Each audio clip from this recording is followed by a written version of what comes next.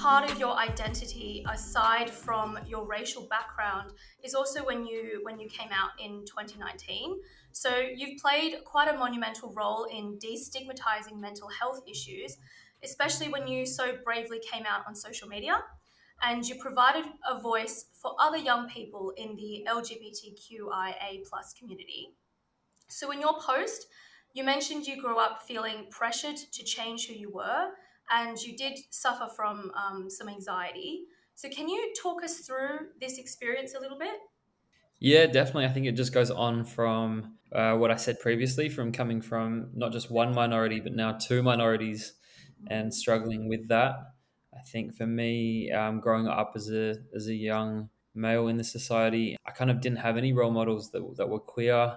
There wasn't really anyone in media that kind of stood out to me as someone that I could look up to, not just being maybe gay themselves, but also Asian heritage.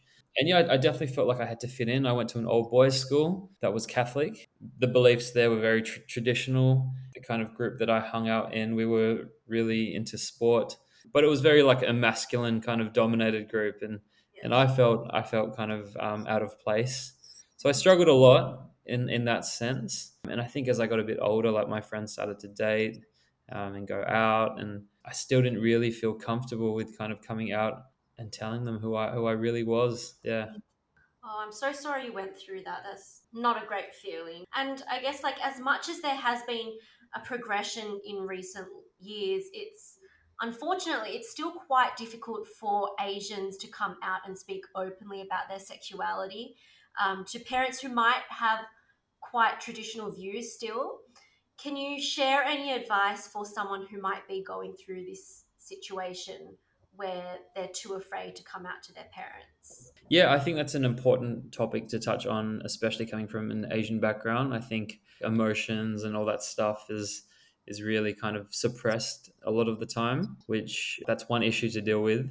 But separate to that, just across the board, if you're a young kid or youth that is kind of struggling with your identity, I think for me, the most important part in my coming out was kind of shifting my perceptive or perception, where I guess I didn't really see my differences as something that was bad or negative. It's not really a bad thing at the end of the day. You might be a little different or unique, but that's what makes you special. For me, embracing that and kind of using that as like my strengths instead, and it's almost like my superpower. Like I'm special.